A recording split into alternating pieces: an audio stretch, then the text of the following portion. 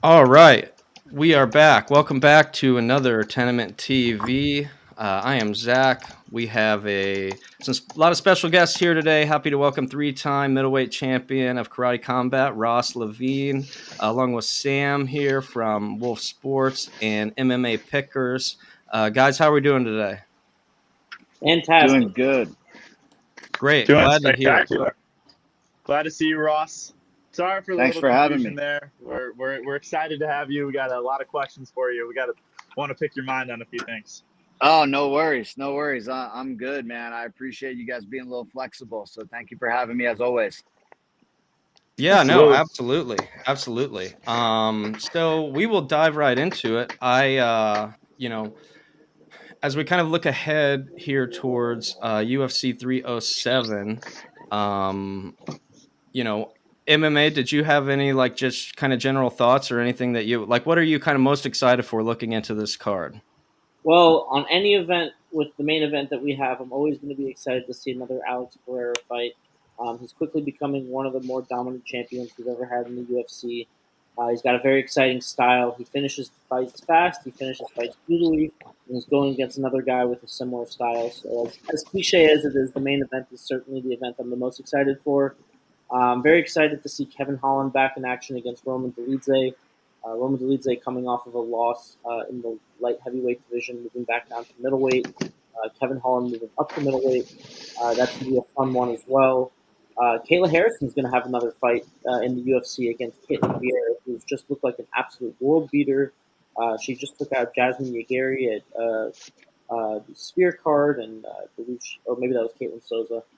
But she's from the Fighting Nerds, and she's just looked incredible. So I'm very excited for that one. And obviously, Kayla Harrison, they're calling her the next Amanda Nunes. So anytime we get to see her perform, that's a real treat. And then there's some gems on the prelims, too. Cesar Almeida is a kickboxer who actually has a win over Alex Pereira. He's going to be fighting Ihor Porteria.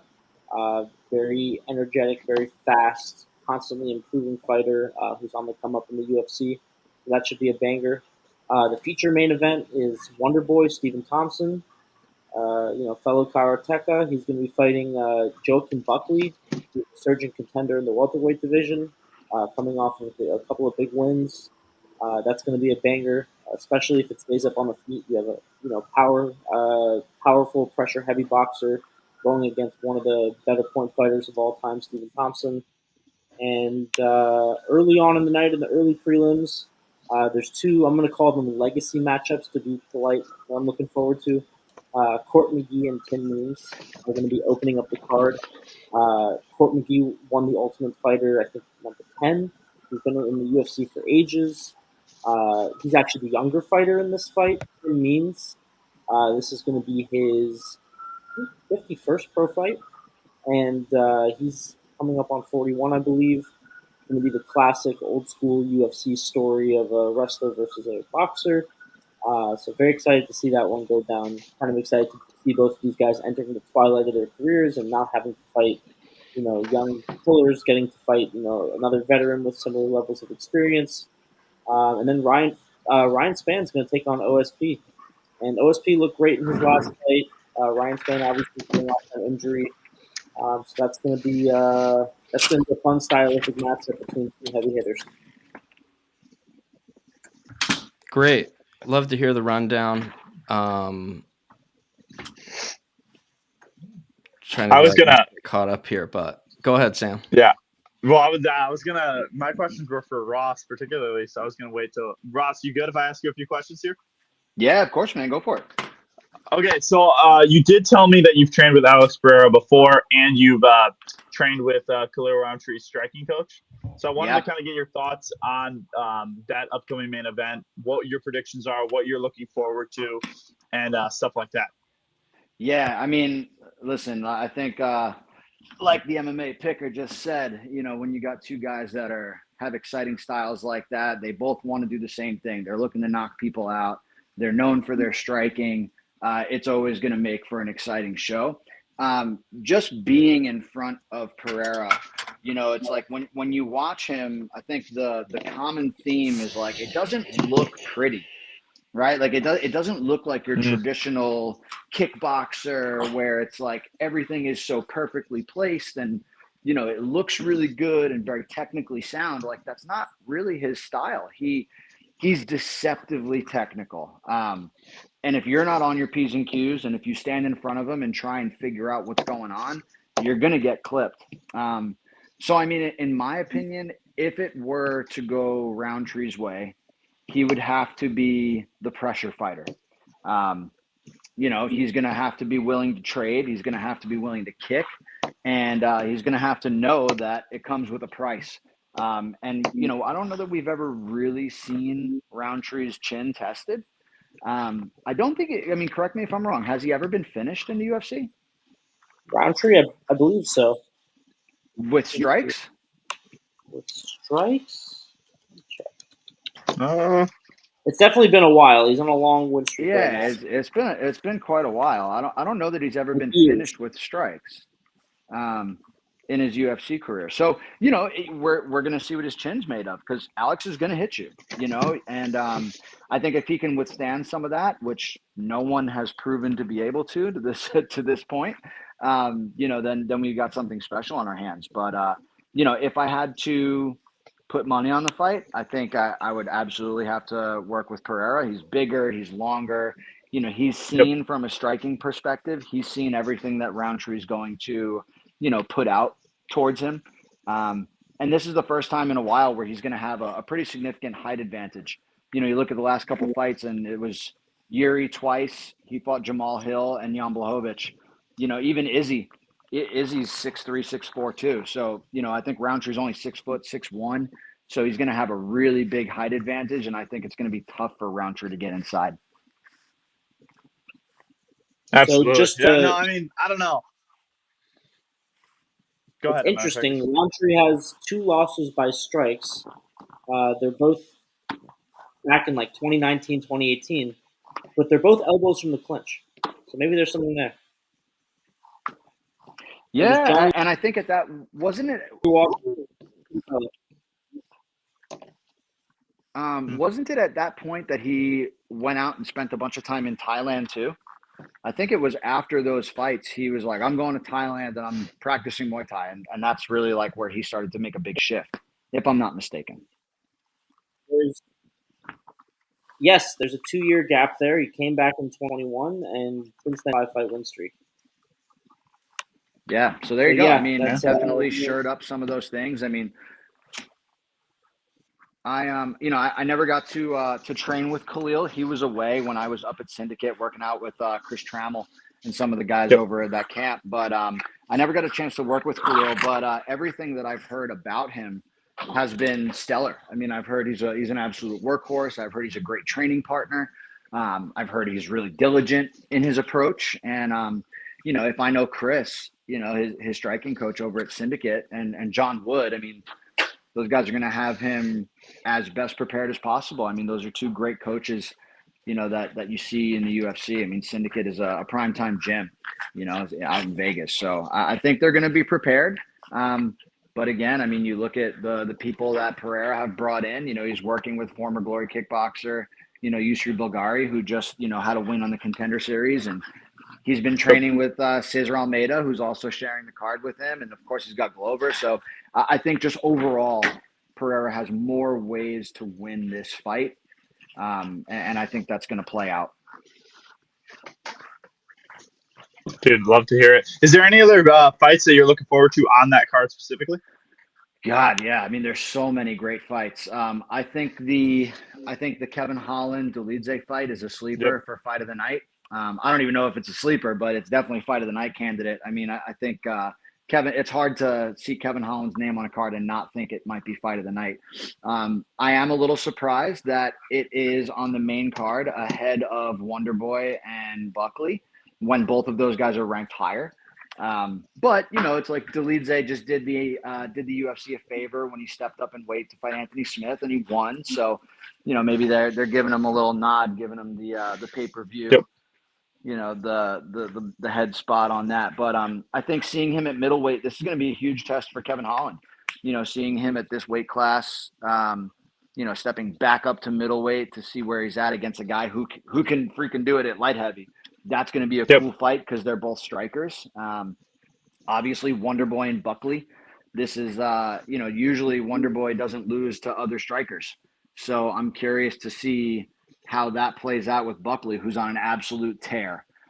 So those are definitely some fights. I'm a striker at heart, so I want to see that.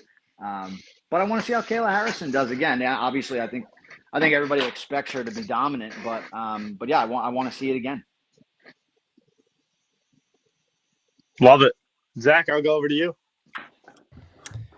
Yeah, no. I mean, one thing that I was kind of curious about, we'll kind of go off script maybe a little bit here with as far as the UFC 307 card, but because Ross, I know that you do quite a bit of training and and helping athletes recover from injuries. So one thing that I was curious about, because as you are still an active fighter to some extent, right? Defending champion, and I just would like to know kind of what led to you getting passionate on that side of things while also being a fighter. What kind of led you towards that passion to kind of help train athletes while also still continuing your own career yourself? Yeah, well, I mean, what a loaded question. When I was younger, I actually never thought of doing like professional combat sports. I always thought I was going to be a professional, like baseball player or football player or something like that. And then I had dealt with a couple of injuries myself, which led me to physical therapy and brought out that passion in me where I figured, if I wasn't going to be the guy who's on the field, I could be the guy who's helping the guy on the field and help them be at their best. So I really got a passion for coaching and rehab and stuff like that.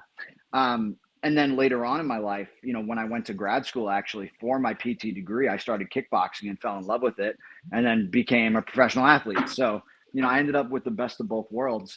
And I think what has just allowed me to marry my passions together is just the need.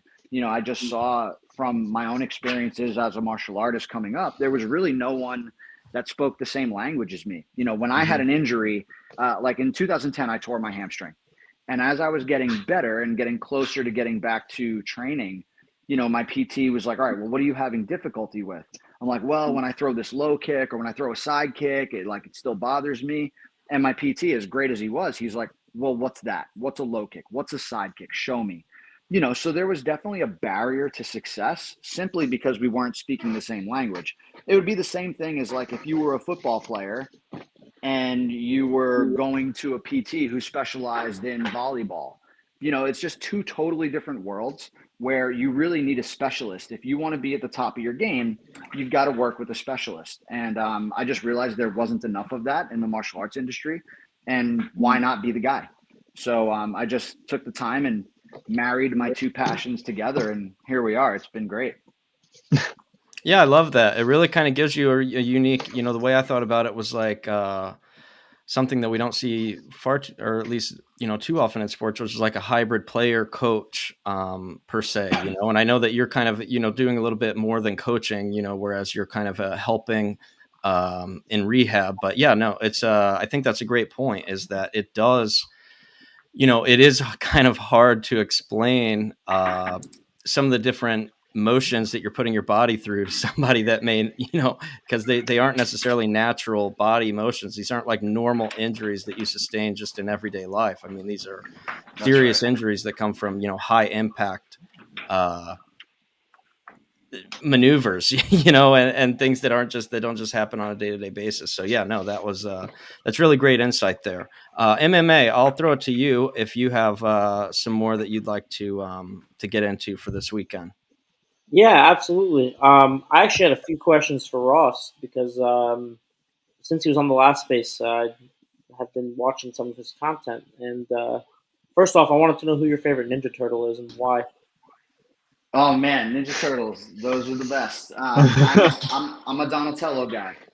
I'm all about Donatello. He was the smarty pants of the group. I think I just always loved when I did martial arts back in the day, like in my karate days, I fell in love with the staff as well. So it was my weapon of choice. But yeah, he was always like the smart, calculated one. I feel like I resonated with him the most because he wasn't like the coolest turtle. He wasn't the most athletic turtle. He didn't have the cool attitude like Raphael. He was just like, he was smart. He worked hard. He did things the right way. And that's kind of like how my career played out too. I love that. That's a great answer. And I know you're from Brooklyn and you're a big pizza guy. I was lucky enough to have some Sarah's last time I was down there. I wanted to know what do you think it's good stuff, yeah. Best pizza I've ever had. What and I wanted to know what you think of pizza. Yeah, I mean in Brooklyn you're looking at the Farrah's. They're fantastic.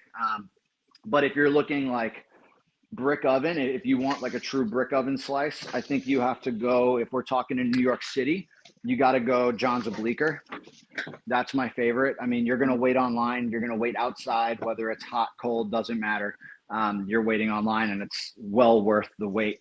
But as much as it pains me to say it, my favorite is New Haven. Yep, I knew it. I knew it was coming. Yeah, I was like, it's gonna be New Haven. He's gonna say New Haven. But it's really close. It's really close. It's incredible. And I'm a Sally's guy. Oh yeah. Ross, do you think New York style pizza is better than Chicago? I do, but that's just preference. It's personal preference, right? Everyone's different. There are some people that love that deep dish consistency. I mean, it's still good. But if I had to choose, I'm gonna go for brick oven. Like if they had two places, the two best in the world, right? What would you say is like the best deep dish? Is it Giordano's or Illuminati's? Illuminati's is really good. There's some local places like in Chicago. There's not many. I don't know. I would probably go with a local place. Like if you went just downtown Chicago and just found a street corner, like hole in the wall Italian place, that's probably where you find the best deep dish pizza. Yeah, so I don't know if I've ever had New York pizza. Like I've never been to the East Coast, so I don't. My. You gotta come visit, buddy. Yeah, well, I mean, New York style. There's so many different styles. I think like New York style. If you want like a New York slice, you're gonna get that big square, or the big round slice. But it's not the brick oven. Brick oven's a little different. Like that coal fired brick oven is just a different. It's a different feel, different taste. But then, the other styles are also like, I think people sleep on Detroit style pizza. If you've never had like really good Detroit style pizza, it's like the blend of Sicilian and like coal fire. It's so good. A good Detroit pie is freaking hard to beat. You like an So I'm wildly impressed. You like Sally's. I'm a Pepe's guy myself. Okay. But with Sally's, do you like the white clam pizza? Is that your jam, or just the traditional, the standard? No, traditional, man. Yeah. I'll do cheese. Usually, if I'm going and I order like a large pie, I'll do half cheese and then half pepperoni with fresh garlic. So, how much pizza are you able to indulge in whenever you're training for a fight? Zero. Right, The good thing is I just recently retired. So, my last fight back in sorry, my puppy just bit my finger. I'm playing with her so she doesn't bark. But my last fight in April was April or May. When the hell did I fight? May, I think. May, yeah. That was my last professional fight. So I retired to take on my business full time, and I was running through everyone in the division. So I was, unfortunately, I wasn't really getting those legacy fights that I really wanted. I decided to step away from fighting and just focus on some other things. And, now I can have pizza whenever the heck I want, as long as I train and keep working it off. Dude, I'm gonna quote tweet this, and I'm gonna do a poll, and we'll see what people think is better, Chicago or New York style. Yeah, go for it. I think you're gonna obliterate. Come on. I think that's easily going to be a landslide vote for New York pizza. You're having we're matching up a heavyweight with a welterweight there. Yeah. With that pizza matchup. Definitely. Yeah. You got Brandon Moreno fighting Francis Ngannou. Yeah. All right. MMA pickers, what else do you got? You have anything else you know that you're curious about or that we Yeah, have from Ross here? little bit more fight related. I saw you put out a little bit of training footage with Lyoto Machida. What was it? I'm a big fan of his. What was it like training with him? How was that experience? Yeah, that was super, super cool. That was a long time ago. That was 2020 or maybe 2021. It was 2021 was my debut with Karate Combat. We were out in Budapest, and he was a special guest there, and they wanted to film some content with us. He's just so smart, so smart, so simple, like very much my style of coach. He wasn't trying to show me anything spectacular. It's nothing fancy. It's stuff that anybody can do. So, I mean, just listening to him talk and feeling the way he moves, there's a reason why the Dragon has like an aura about him, and it's just, you can't really understand it until you're there in front of him. And like watching the way he moves and he's still like super strong and great shape despite his age. So yeah, it was a really, really cool experience. I was very fortunate to work with him and also Boss Rutan and also Wonder Boy in all of those experiences with Karate Combat. I was very fortunate. He competed not too long ago, didn't he? Didn't he compete in the pit? Machida did not. No, his brother did. Chinzo has fought. Okay. I think Chinzo fought twice for Karate Combat. Maybe once. Actually just once, I believe. But yeah, Chinzo looked good. He won. But there's another one of their like Machida black belts, Weber Almeida, who's also a professional MMA fighter. Weber Almeida has been competing. I think he had 2 fights with Karate Combat, both knockout wins. He was in Nashville when we were there. He got the 3rd round knockout. Yeah, there you go. Yeah, that was a tough fight too. Cool. Kind of a funky opponent. Yeah, he was an absolute killer. Everything really looked on point there. He was fun to watch. And he's exciting and he's strong, really strong. No, he looked like he was very conditioned, in great shape. And last question for me, simple one, just who's your favorite karateka or fighter of all time, and why? I think I'd have to go if I had to say like my favorite karate-based fighter. I mean, I gotta say Andy Hoog. Andy Hoog was a Kyokushin guy who transitioned over to the K1 and was wildly successful. I mean, he popularized that crazy axe kick from both legs that would just absolutely smash people to bits. He unfortunately passed away, but what a beast, man. Andy Hoog was an animal when he was competing. I love it. All right, Ace. You got me. That's all I got. Dude, that's awesome, man. I have one more question for you. Going forward, I know we're jumping a little forward because we still got UFC 307 in front of us. What fight are you looking forward to the most this year? I know we got the Max Holloway Ilya fight, we got the John Jones versus Stipe Miocic fight. Is there a specific fight you're looking forward to? Yeah, I can't say I'm excited for Jones Stipe. I mean, I think we all have an idea of the way that's going to go. I don't care if Stipe's in the best shape he's ever been in. I mean, I think Jones just steamrolls him. So I'm really not too excited for that fight. What I am excited for, I think my hot take is Chandler Oliveira. The rematch, I think people are probably going to discredit Chandler, but he was doing really well until he wasn't. So I think him being a little older, having been in there before, a little wiser, maybe he knows now what he can and can't do. I think we're going to see a really good version of Chandler. He's been supposed to have a fight and then not, supposed to have a fight and then not. So, he's ready, he's in shape, he's been working on stuff, and, he's got a nice lead up. It's not like he's taking a short notice fight.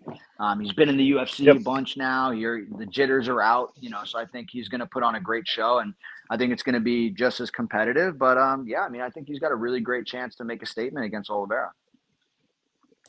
Yeah, dude, love it, man. Especially, sorry, just to piggyback on that, especially seeing how Oliveira got out wrestled by Arman. Yeah. So it gives Chandler a little bit of a pathway to be like, okay, this is the method to victory here. So it's an interesting matchup. Yeah, no, dude, I agree. What do you think about that fight, MMA Pickers? Are you a big Chandler fan? I like Chandler. He's definitely one of the more entertaining guys. I think I don't know if there are any fights of Mike Chandler's that exist that aren't wildly entertaining. Yep. He's definitely got a very fan-friendly style. So, yeah, I like Chandler a lot. I also really like that take of he was doing really well against Oliveira until he wasn't. At the end of the day, styles make fights. Up until that Poirier fight, Chandler had not been submitted in his entire career. In Bellator, he was actually known as the anti-black belt because he would mess up all the Brazilian Jiu-Jitsu black belts with classic American wrestling. And I do think that he's probably not a great stylistic matchup for Oliveira, but at the same time, Oliveira's Oliveira, so it's a fight with a lot of question marks. And two guys who like to finish, like to go hard, like to give it their all and kind of just leave it all in the octagon. So how could that not be a great fight? Yeah, no, I agree. I'll throw it over to Zach. It's kind of finished. Those were all my questions. I just wanted to pretty much know on his biggest takeaways in the Pereira fight, what he's looking forward to, and stuff like that. Yeah, no, just wanted to say, I mean, definitely appreciate the time here with us, Ross. I will, be sure to check out his Instagram. He's got a lot of really cool information there about, rehabbing injuries. And I even saw, you were breaking down Jordan Love's injury whenever he, Which I can't believe. I mean, I shit the bed. I put my foot in my mouth for that. It looked nasty, and he's playing her, and he's already playing. Like that when Rashie Rice, and I almost made another video about Rashie Rice of like, oh, he definitely tore his ACL, and now they're saying he might be back too. I don't know what these guys are on, but it's like, man, superhuman athletes. I can't believe it's crazy. I can't believe Jordan Love's playing, and I can't believe Rashie Rice, they're thinking might be back this season. Like, that's crazy. But yeah, it's built different, man. These guys are built different. But yeah, I love that stuff. Whenever I see injuries, you hate to see it. You never want to see people get injured. But I think the ability for me to explain what's happening, and when you see it, at least the mechanism, like, yeah, maybe I even prefaced it with the Jordan Love injury of like, hopefully, it's not an ACL, but it looked damn sure like it. I think it's cool to even see and understand, like being able to watch that as a layperson and be like, it happens so fast, right? But to get the breakdown of like the mechanics of like, oh, how does this happen? Why does it happen? And then be able to see it and break it down in slow motion. I think that's cool for people. I mean, it's stuff that I liked to see when I was learning about it, it was so fun for me to watch and break down. So, I'll definitely keep that coming. People seem to like it. So yeah. Like I said, I love that. I mean, it was like, I went straight to that, just kind of as I was, looking through your feed, and, it's certainly fascinating. It's my father-in-law is an orthopedic surgeon. So it's like, anytime there's a sports injury, I'll shoot, it's like the group text is blowing up in the family where people are like, hey, what happened? Like, how, what, when can I get him back from my fantasy team? It's like everybody's blowing him up for those types of questions. Yeah. So what's messed up? Speaking of fantasy, I had just traded 2 weeks ago. I traded in a dynasty league. I traded away Garrett Wilson to get Rashie Rice as a future pick. And I'm like, oh no. And of course, the week I trade him away, Garrett Wilson catches the touchdown and Rashie Rice destroys his knee. But in any case, so what did your ortho, did you say your dad is an ortho? My father-in-law. Yeah. Father-in-law. Okay. So what did he say about Jordan Love? So, I mean, it's just kind of hard. I mean, when you look at it, I think he saw a lot of the same things that you did, to be honest, where it's like, man, like you kind of see it been that way. And the other thing, and especially with football, that makes it a little bit more difficult is, people always say, oh, well, I saw his kneecap move, or I saw that. And then like, it could just be bad. It could just be like the way that the pants were, bunched up with the sock, things like that. I know a lot of times whenever people start blowing, it's like with the really gruesome stuff, like the guy, and where it's just kind of like pretty open and shut. Like the Nick Chubb injury last year was Yep. Like ones like that where it's like you can look at it and just be like, yeah, you just kind of hope that, in those instances, it's a lot of times what he says is you just kind of, the best case scenario is that it was just like a full break, like that. Just like you kind of wish it's just that. Right. As opposed to like a partial or because then it just kind of gets a lot more tricky that way. So, But you know what's crazy too is like if you look at the Rashi Rice injury, unfortunately it was Mahomes that collided with him. But he had, I mean, you could clearly see a pretty substantial hyperextension where you would think like, okay, his ACL's gone. They carted him off the field. He couldn't walk on his own. He had no stability. And now they're doing MRIs and they're like, well, we're going to get second opinions because we're not convinced that his ACL's torn. It's like, holy shit. It's like if this is just a PCL injury and like some hamstring stuff and capsular, damage, it's like, wow, this guy is made of something else. So it's really interesting to watch and break down. And, the more this stuff happens, unfortunately, it has to happen for us to learn. But, we get to learn like, hey, maybe these guys are able to maintain themselves and withstand some of these injuries.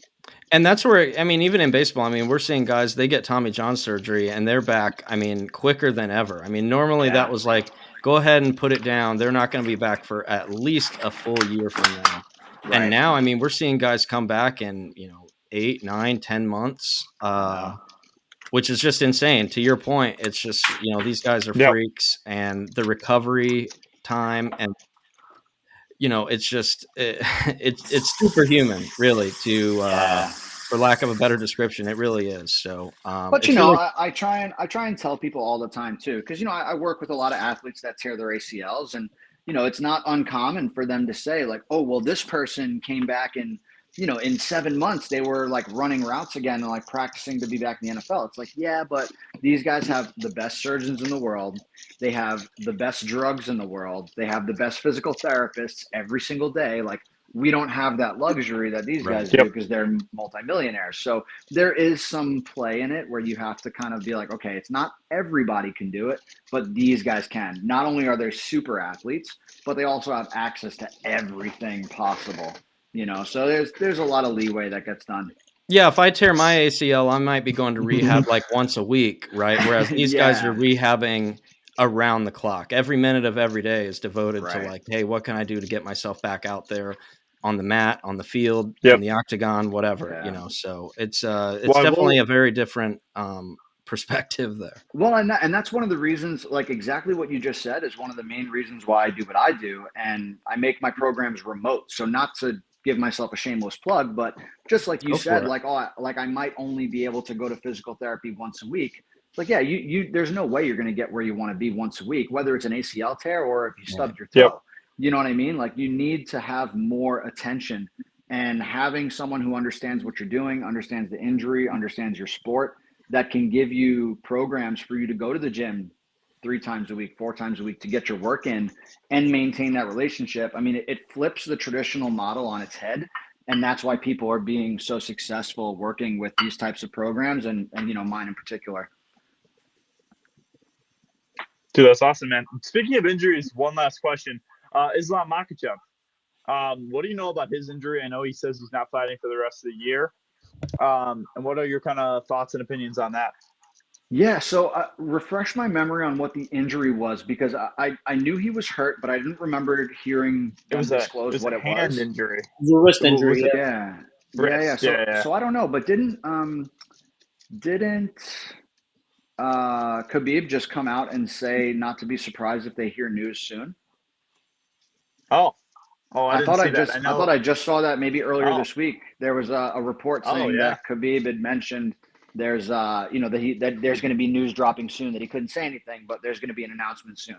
So I think he might have a fight for the end of the year or early next year. Hand injuries are tricky. I don't remember.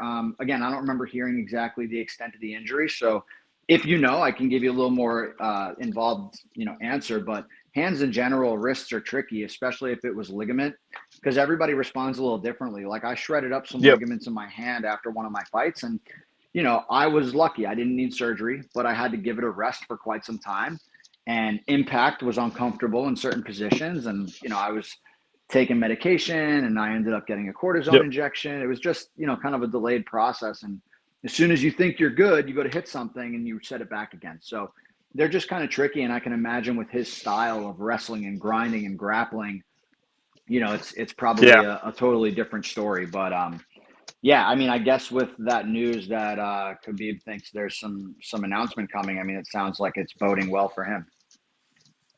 Yeah, I know Arman Sarukian said he'll fight for the interim title, and they were like, he hasn't even he's been a very active fighter for the last 2 years. So I was just curious on the MMA figures. Do you know specifically what happened to his wrist? I believe it was a training accident. I think he had injured it during the Poirier fight and then re-injured it during training, from what I read. And yeah, I do think it's probably likely he's going to fight early next year. We're already booked all the way out to December at this point. And with his status still unsure, I would expect probably January, February. But it's interesting that Khabib said that, because as far as I was aware, I think that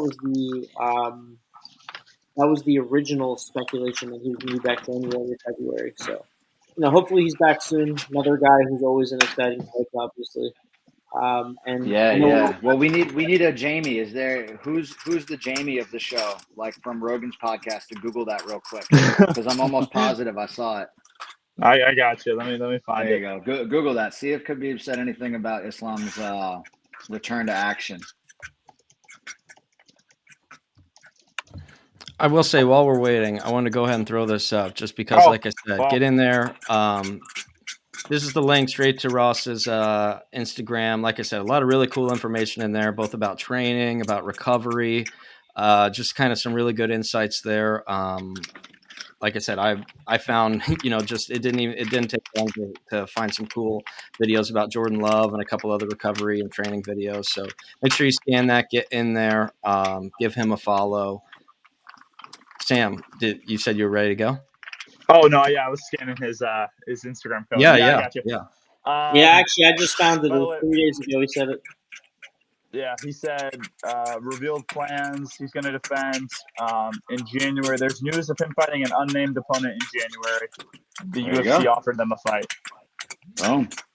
And you know how the UFC is. If you're injured, they're not even going to talk about you. So, there must have been some word that he was feeling good and ready to go. So there it is. Must be doing all right. What do you think about Islam Makhachev going against Arman Sarukian? And is there anybody in that division that can challenge him? Yeah, I mean, Arman, I think the cool thing about Arman too is not only is he a really good wrestler, but he's freaking tough. He's big, like he's really big. Yep. I'm trying to think. I don't know that I've ever seen them next to each other. So I wonder, because I know Islam is big too, but I wonder how big Arman is in comparison. Like, what's the size difference? But you also know that Arman's freaking tough, man. Like his jiu-jitsu defense and just general toughness and durability is up there. For him, like I think a lot of people thought he was done for when he fought Charles, and he was in that, was it a rear naked choke or a guillotine that was deep for like quite some time, and he managed to get out. So I think it's going to be more than just your take him down, beat him up for Islam to be successful. I think he's going to have to mix his striking, and, that makes it interesting. Yep. Dude, love to hear it, man. I think he can implore a lot of that, the stuff that Volk did successfully against Islam. Somebody like Arman, who's bigger, can implore that same type of strategy and have some success. So it'll be an interesting matchup. Yeah. Definitely. Zach, I'll throw it over to you. Yeah, no, I was just going to say one last, to kind of put a bow on things. Ross, we definitely appreciate you coming on, spending some time with us. We certainly spanned a wide range of topics, from Ninja Turtles to pizza to UFC 307, injury recovery. We talked some NFL. We talked fantasy football. We kind of covered everything here. So we nailed it. Really appreciate the time. Would love to maybe revisit the conversation sometime in the future. So if there was anything else that you wanted to plug, like I said, get in there, follow his Instagram. And like I said, appreciate the time. I'll turn it over to you, Ross, if there's anything else before you have to bounce. Yeah, 1,000%. I mean, this is the second time doing this show with you guys. I really love it. I appreciate it. As a retired fighter, it's cool to know that my input is still valid and wanted in the community.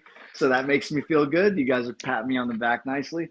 But I love talking shop when it comes to this stuff. And, Man, you guys did a killer job of just blending it all together. Yeah, you're right. We covered quite the variety of topics. So any chance I can get to do stuff like this, I love it. So feel free anytime you guys need a guest or want someone to kind of shoot shit with, man, give me your buzz. I will, Ross, dude. What do we got to do for a Ross Levine pizza review? Ooh, maybe. I feel like we need one of those. I do. Yeah. After listening maybe to make that about happen. We can arrange know. it. I think we can arrange that. I eat enough pizza to make my picks. Oh, yeah. I'm gonna have to head back out to New Haven for that. Dude, no, you guys are talking for food, and I'm starving over here.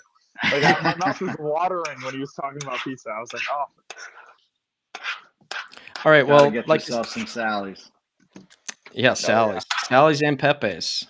Yeah, get both of them some love. So, yeah, again, really appreciate the time. Thanks again, Ross. We will definitely stay in touch. We will talk soon. Love it. Thanks, guys. Have a great day. Thank you. Thanks, Ross. Bye-bye. All right. Are we staying on for a few? Yeah, because I feel like we could run through the board, maybe get some picks in, actually get the MMA picker to make some fire off some picks. So,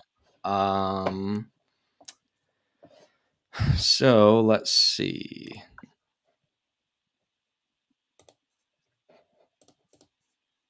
Here's what we will do. We will pull up the updated version of the app here.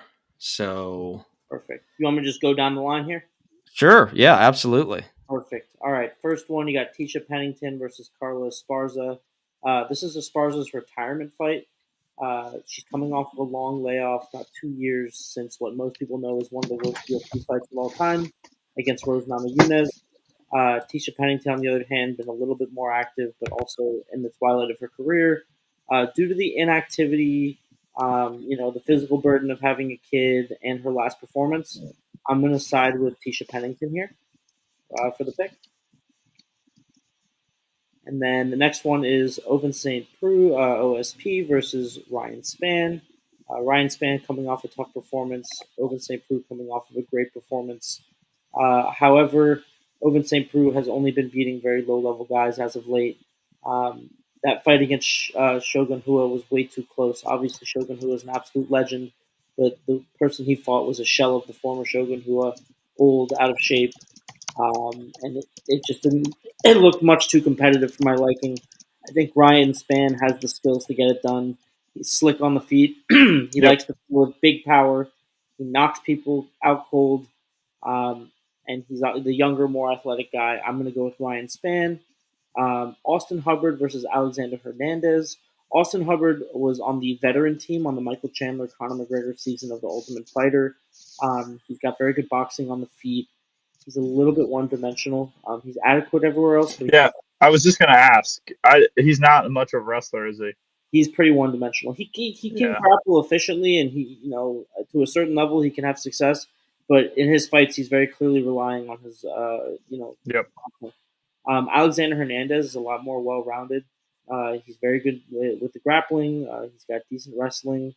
He's very physically fit. He's got great kickboxing, and we've seen him get finishes everywhere throughout his UFC career.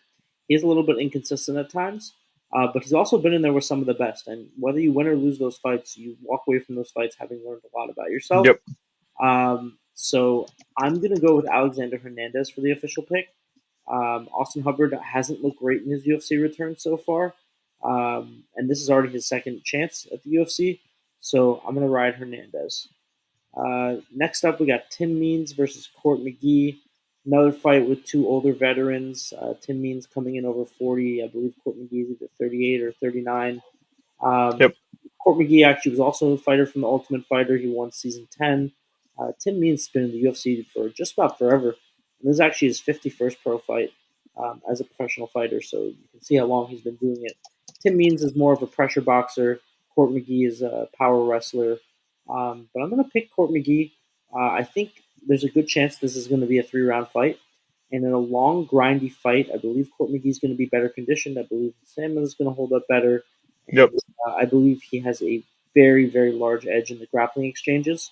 And I also believe in his ability to get the fight there. So I'm going to side with Court McGee. The next fight I am very, very excited for. We have Batista taking on Aldo, and that's Mario Batista and the legend making his return to UFC, Jose Aldo. I think Jose Aldo retired after the Merab fight, and then watched Merab pretty much tear through everybody else in the division and realized, oh, that doesn't mean I'm old and washed. Merab's just different. He's So just that good, yeah. I think that factors into his decision to come back. I like Aldo, and I like Aldo by decision in this one, although I know that's not what we're doing here, but just worth mentioning. And he is a slight underdog on most of the sports books. I think it's because of the time off, but he's been active in other combat sports. He's done two professional boxing matches actually. He's been competing in grappling, so he's been pretty active. He's got a very good skill set. He's very well conditioned. He looked good at 135, 145 last time he fought there. Looks good at 135 last time he fought there. So I believe in his ability to come back and get a win.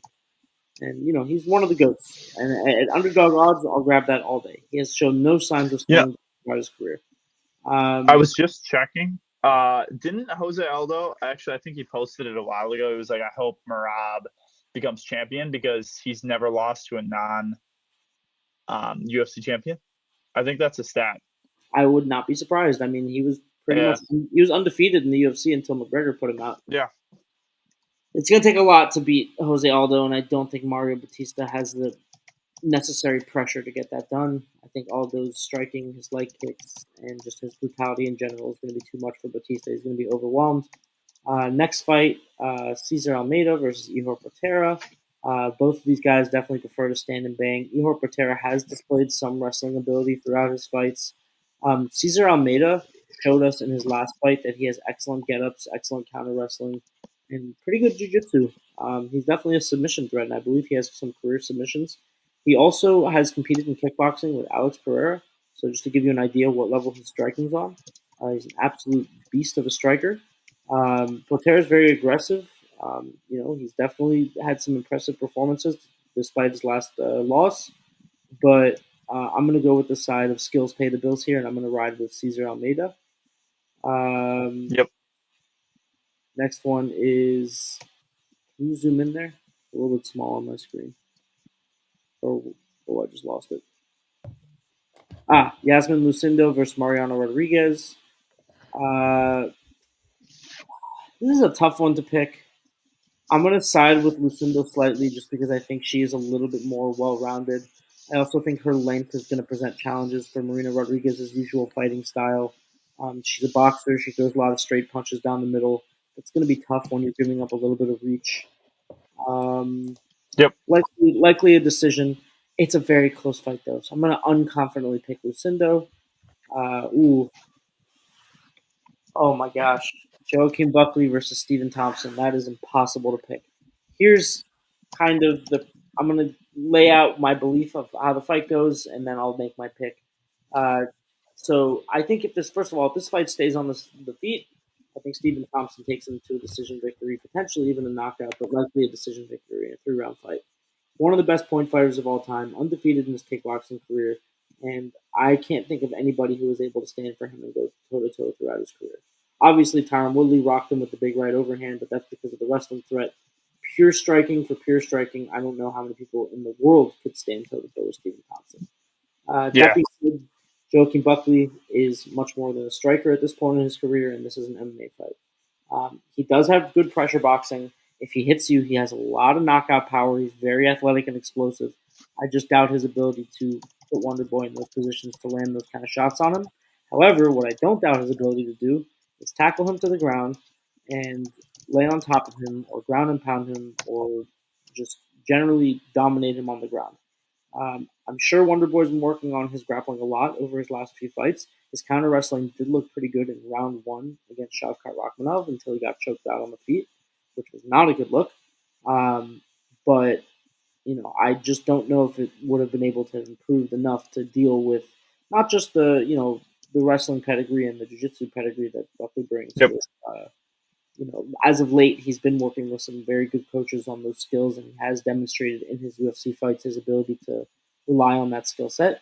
But just the raw athleticism and power that he has, and that's definitely an advantage that he brings to the table that Stephen Thompson does not have. So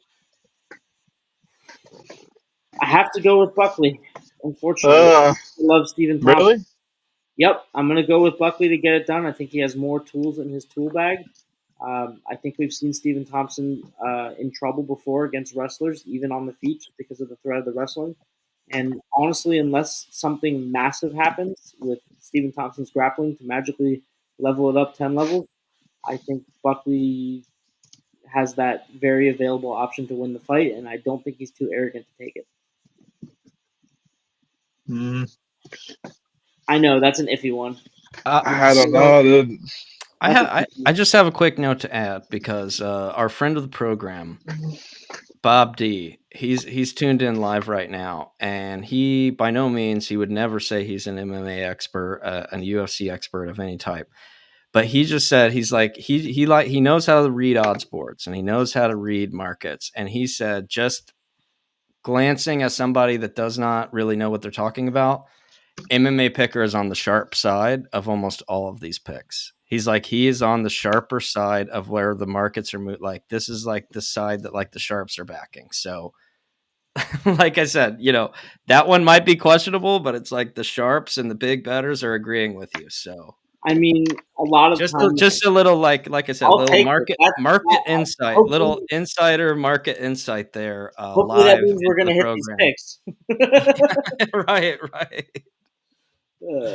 But yeah, listen, it's a lot of times the popularity behind the name will boost it up tremendously, but you really have to look at recent performances and you really have to account for a lot of things. And at the end of the day, the most important thing to account for is styles make fights, and this is an MMA. Yeah. And if you can get plus money on Buckley, go for it. I think that's a great bet. So there was a 40-cent move from open on Buckley. So the odds have shifted in his favor 40 cents since the opener. So that big money is agreeing with your side there on Buckley. I'll take it. I got mine in early, so I'm not even sure what the odds are at, but that's fantastic. I love to hear it. Hope I got some good cash out offers. And Kevin Holland versus Roman Dolidze. Another one that's kind of heartbreaking to pick. Kevin Holland loves a good fist fight, swinging and banging, never in a boring fight. Fight anyone, anytime.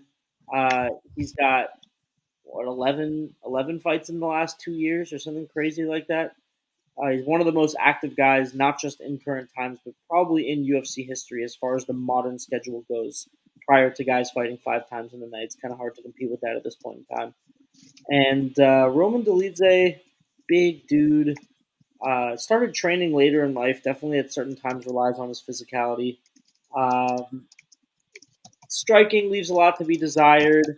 Has a very boring but effective grappling style. And that's really my biggest caveat and my biggest worry in this fight. I love Kevin Holland. A lot of people are going to be betting on Kevin Holland. Yep. They love Kevin Holland, and they love that he has an exciting way to end fights, and they're big Kevin Holland fans, and they want to win a bunch of money when Kevin Holland gets a knockout. But I got to go with the wrestler against the guy who sucks at defending against wrestlers. I got to do it. I got to take him. He's got the size. He's going to have the strength advantages, the size advantage. I think he's going to lay on him like a wet blanket. And I'm going to make the unpopular pick here. I'm going to pick Roman Dolidze. I don't think we really need to go into much detail on this one. I'm going to go with Kayla Harrison because Kayla Harrison's Kayla Harrison. Juliana Pena, Raquel Pennington. I'm going to lean Pennington. Pena's had a lot of time off, a lot of inactivity. I think Pennington's looked really, really good in her last few fights. Very specifically impressed when she fought Mayra Bueno Silva, who looked like an absolute killer before that fight. She didn't just beat her; she dominated her on the ground, dominated her on the feet, gassed her out, broke her, and then subbed her. So I think she has a lot better boxing than Pena.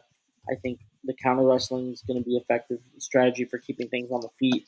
And I think she has better cardio too, and she has she has much more impressive recent activity. I mean, Pena has a win over Nunes, absolutely, but that's pretty much all the merit I can give to Pena's side here.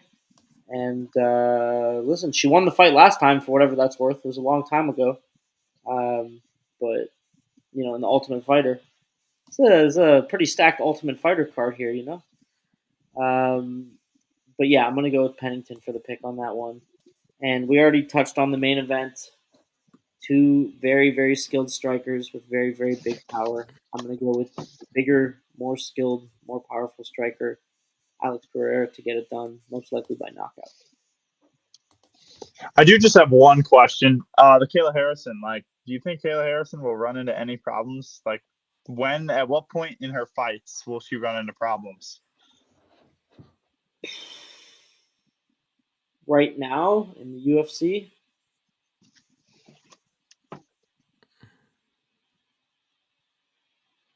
I think Manon Fiorot could be a sleeper problem for her. Okay. Oh, no, she fights at 125. We're talking about 135.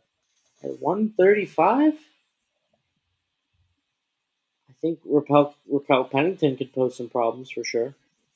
There's not too many names at 135. The thing with 135 is it just became such a dead division after Amanda Nunes because, you know, it's like John Jones at light heavyweight. Everyone is competing for second place. So a lot of, you know, chicks went down to 125. A lot of them just retired, like Anderson, or maybe that was at featherweight. But either way, it's just the talent pool there is not very deep. Yeah, no, that's why I was curious. I was like, Yeah, I don't think I don't think a lot of girls are giving trouble. I think it's a matter of do I finish you or do I get a decision? That's like the best they can do at this point. Yeah. And now the wrestling that she's been working on at American Top Team to complement her, you know, Olympic medals in judo. I mean, we saw what happened last time. Female judo Olympia as champion. What'd she have, like, defenses? Yeah, there you go. Yeah, judo seems to work in that specific division. So one thing I'll ask, so seeing that Kayla Harrison, you know, minus 1,000 favorite there on the money line, what is a way that, like, you know, somebody could go about, like, what angle would you look for to bet on something like that? Obviously, you can't really lay the minus 1,000. I mean, you could throw it into a parlay, but it's not going to do much for you. It's not going to do anything. Never would. What type of angle would you look for there for somebody who might want to, you know, throw a pizza bet on a fight like that? I think method betting potentially could be good. She's a plus 100 by decision. I think she is very strong. She is very powerful. She's very good everywhere. But at the same time, she's very conservative and careful not to make mistakes, specifically on the ground. I think there's a very real possibility that fight could go to decision. Another thing you can look for value is the over-under. The over 2.5 at about minus 150. And again, I think there's a pretty decent chance of that happening. I don't see her getting finished, obviously. And if she fights conservatively, as she usually does, a lot of her fights go to decision. I think plus 100 for decision is really, really, really good value for that fight. Especially now that she's, like, we haven't seen her in that many UFC caliber fights. You know what I mean? Like, we're just now, what is this, her third fight or something like that? And she has losses outside of the UFC. Right. So, yeah. Granted, against tough chicks in the PFL, or one tough chick in the PFL, Luna Piera. But, like, there's still questions to be answered. And I think a plus 100 for a plus 1,000 favorite, ride that decision bet all day. That's what I'll personally be doing. I think also if it goes over 2.5, it's more than likely going to decision. And if it goes to decision, it's more than likely going to Kayla Harrison. So the smart money seems to be plus 100 by decision. I'd love to hear it, man. Dude, I'm excited for this weekend. Now that I know I won't be gone, right? I will. I thought I was going to be on a flight again. I was like, "Are you kidding me?" Yeah, we should have gone to Salt Lake City a week early. Dude, literally, I don't know why we didn't. We're just talking about this. God, tickets aren't even that bad. They're like starting at $300. Oh, that's not bad for a UFC fight. My 21st birthday was at the Sphere. Like, it was on the date of the Sphere fight. And I was like, dude, maybe I should go for my 21st to Vegas, like the Sphere. I looked, it was like $3,500 a ticket. I'm like, I am not spending $3,500 on a ticket to the Sphere. Then I found out I was on a plane anyway, so couldn't even watch it. But yeah, true. You ended up going to Singapore instead. Not too bad. yeah, I missed trash talking you because Merab won. But you know what? Where are all the people that were telling me Sean was going to win that fight? I was the only one in those spaces saying Merab was going to win this fight. Nobody's around. Nope, you were right. I remember that. You said that on this show. You came on this show and you're like, "What are we talking about, guys? Merab is winning this fight." Yes. That was almost. I think that was your exact quote. You said, "Guys, Merab is winning this fight." Yeah, no, I mean, I don't think he'll be Umar, but like, I think he's a perfect matchup for Sean. Sean, they say he's good on the ground. No one's seen it before. It's all like. What do you mean no one's seen it before? He choked out Takumi Gomi. Yeah. Like I said, I mean, he choked out a jiu-jitsu world champion in the jiu-jitsu tournament. How does that?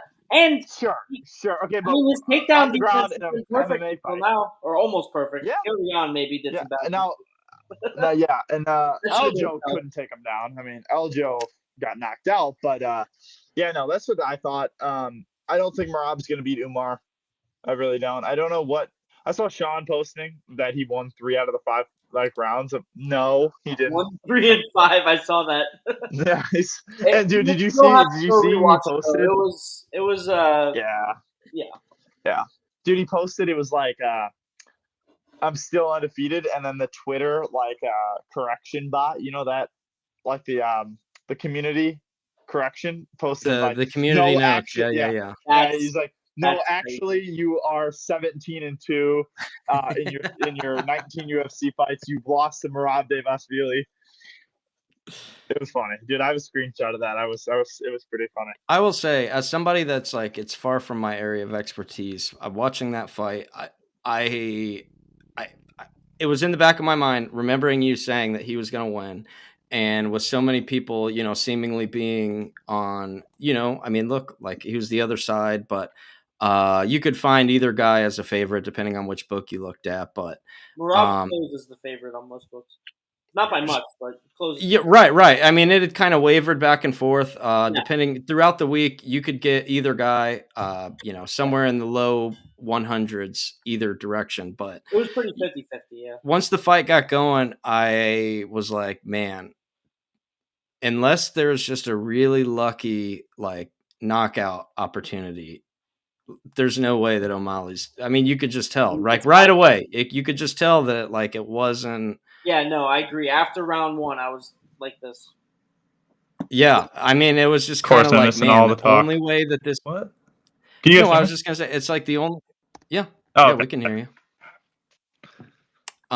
It just kind of felt like you could just tell the only way it was going to happen was if he just got a random, big strike for a knockout, and then at that point, it would almost feel like the guy the undeserving fighter won, if that even happened. So, I don't think that happens. And also, I agree that he was waiting for the big strike, but I wouldn't say it's random. That's kind of what Sean O'Malley does. Sure. Yeah, I guess random wasn't the right word. I just kind of meant it was just like he was. That was he could have lost the whole fight up until then, and then just knocked him out. That was the only kind of like Leon Edwards.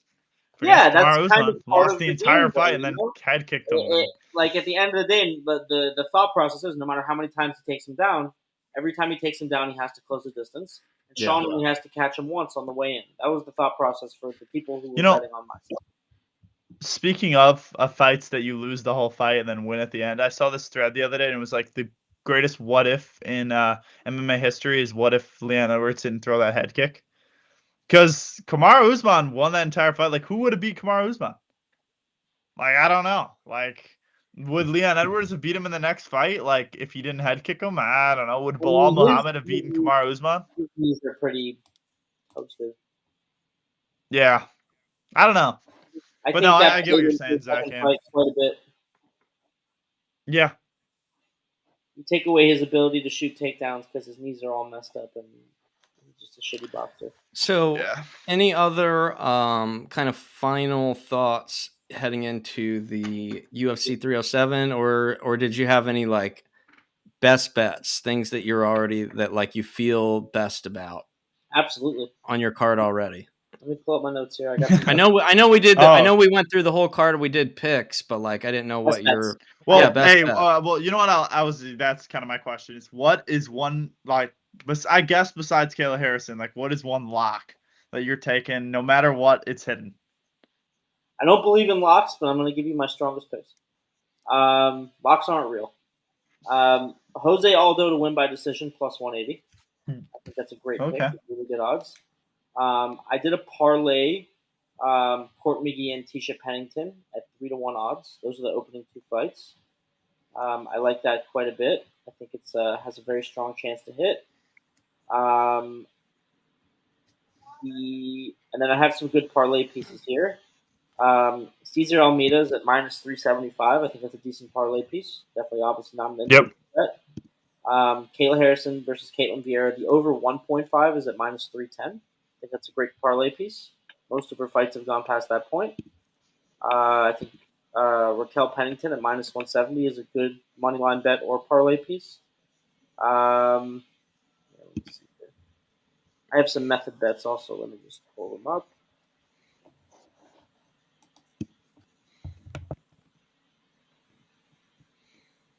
Court McGee by decision plus 275. Ryan Spann by KO at minus 110. I like that quite a bit. I don't mind that one. You don't like I'm that looking one? through right now. No, I do like it. I'm looking through right now. And then Dolidze by decision is sitting at plus 200. Dolidze is actually a slight underdog too, so you don't have to be greedy. Just take that dog money on him. And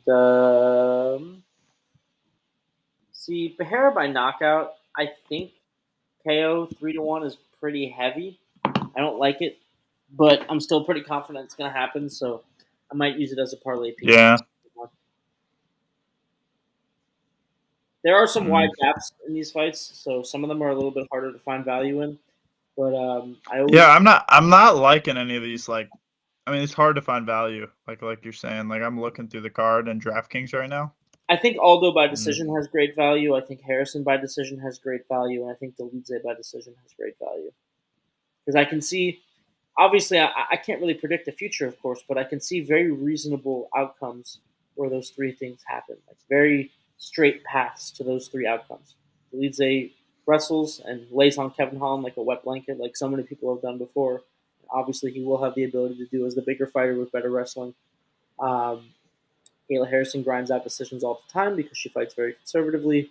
And Aldo's a freaking decision machine. And I'm pretty sure this fight's at 135, right? Yeah. Yeah. So even more so, a little bit less power. And the way to beat him is really just to press him up against the fence. That's what Rob showed us. So either way, the fight's going the distance. But I think the Aldo by decision at plus 180 to be the winner at the end of that scenario, I think those are crazy odds, and I'll jump on those all day. Yeah, no, I mean, I agree with you. I like the Aldo. I hope Jose Aldo gets another title shot. I don't think he will, but I do think it would be cool. Yeah. But yeah, well, I will say, one benefit here, as if you're looking through the board, you don't really see a lot of value, a lot of things that you like things that maybe you might not want to put your money behind. That's where the TENAMINT app actually comes in, because you can get in there. You don't have to put any money down. You can just fire in your picks, rack up points, and then redeem those points in the marketplace. So this is a great way to, if you don't feel confident in putting your hard-earned money down, you can still make picks. You can still get some skin in the game and earn that way. So, yeah, no, dude, I love the TENAMINT app. I seem to have not won September. Well, again, I'll say I didn't win August and I didn't win September. Speaking of, I did want to give a quick shout out here to this was our September leaderboard. So these guys actually did win. Dude. Yeah, no, the top three, these are cash payouts. So our guys Zancho, Mazorca, ZHUM64, and of course Ocean Barnacle Boy D Blaine, with a late comeback to kind of slip into that third spot. every month. We're doing cash payouts every month for a free game to just get in there, log in, make some picks. Cool. Like I said, we're doing these every month. Get in there. So just want to give a quick shout out to our leaderboard. We did our picks earlier on the redesigned app. That is coming any day now. We are on the verge of that release. And the last thing that I want to mention, because we didn't necessarily get to it today, a lot more of a UFC MMA focused show today, is we will still be putting out our college football preview of the marquee matchups. I'll be throwing that onto both our Twitter and on our YouTube page. So keep an eye out for that. We'll have our guy, friend of the program, Bob D, breaking down the key matchups heading into this weekend. So that will be posting later on this afternoon. Any other thoughts that you guys had before we send it into the weekend? We still have our space tomorrow night, 8 p.m. Eastern, to make sure that you join in for our what is the focus going to be tomorrow? We'll probably cover college football and NFL, maybe a little bit of UFC, depending on who joins, and we'll kind of go from there. Okay, yeah, and everybody, make sure that you are following. I believe your handle is just at the MMA Picker, the exact same way that it's spelled. Just throw the at symbol in front of that. This guy is, ever since I've been, a part of the Wolf Spaces, I have learned more UFC than I ever knew before, just from listening to this guy alone. He has forgotten more about UFC than I will ever learn. So this is the account to follow. This is the guy to follow if you want insight into all mixed martial arts, fighting, matchups, everything. Make sure you're getting in our spaces. That you give like fantastic breakdowns in the spaces as well. So we were really happy to have you on here today. Be able to. Yeah, it's a pleasure to be here. And I'll also be giving away some coming up in the next few weeks. I'll be giving away some autographed UFC memorabilia on my channel as well. Oh, dude, awesome, man! Sam, you're just I thought I'd win. I'll bring you some to KC50. I got you. No, dude, awesome, man. All right, well, this was a great show, guys. I don't know if you're thinking about ending it, Zach, but it was great talking to you we guys. We could go on for hours and hours. I just feel like, at a certain point, we got to. I'm getting tired of Sam after all those Marab comments. So. Yeah, probably. Yeah. Right. No. We have to it's about leaving the audience wanting more, right? We got to leave a little bit. We can't leave it all out here today. We got to leave a little bit for the spaces on Friday. And then even more for the spaces that are on deck next week. So like I said, a lot more coming out, a lot more breakdowns with these guys, with other friends of the program. So keep an eye out for that. Get into the Tenement app, make your picks for UFC.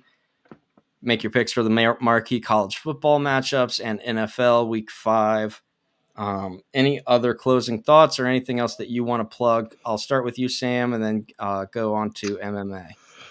No, I was just going to say, be sure you tune into our space tomorrow night at 8 p.m. Eastern. We're kind of covering all sports going into the weekend, probably college football and UFC, and then we'll touch on a little bit of NFL. Be sure you're following MMA Pickers. He's my MMA and UFC expert. And be sure you're following Zach and the Tenement app. So that's all I got. Yep. Follow me on X. I also have a YouTube channel under the same handle. We have all of our exclusive interviews from Karate Combat. We interviewed some real combat sports legends, including Chris Cyborg, Alexander Romanov. The Karate Hottie was on there. A bunch of other big names. We'll have more soon because we're in Utah. There you go. Let's go. So, yeah, guys, X, YouTube, and like I said, on my X, I will be giving away some free autographed sports memorabilia. Pretty much all going to be UFC related. But, hey, nothing beats free, right? Yeah.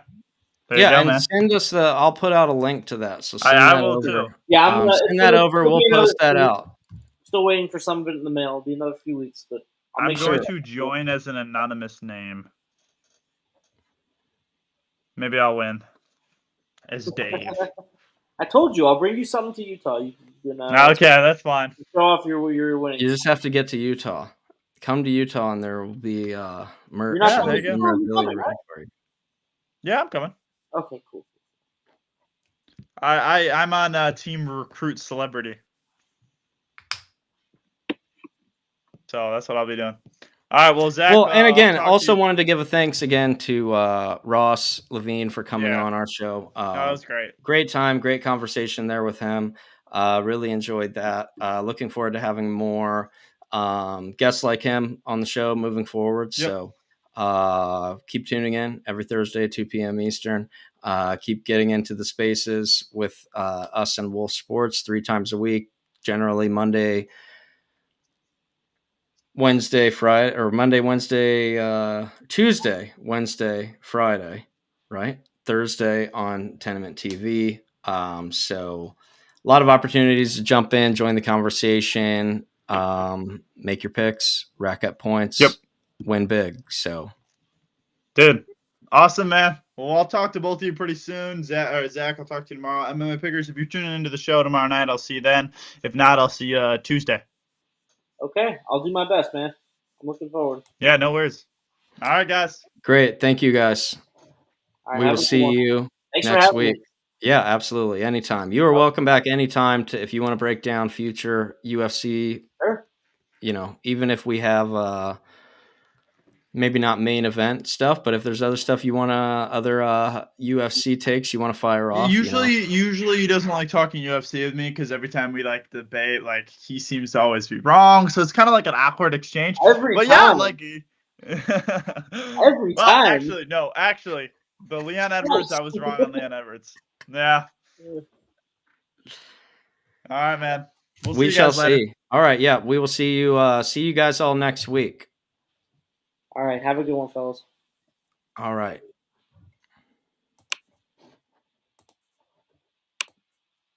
Yeah,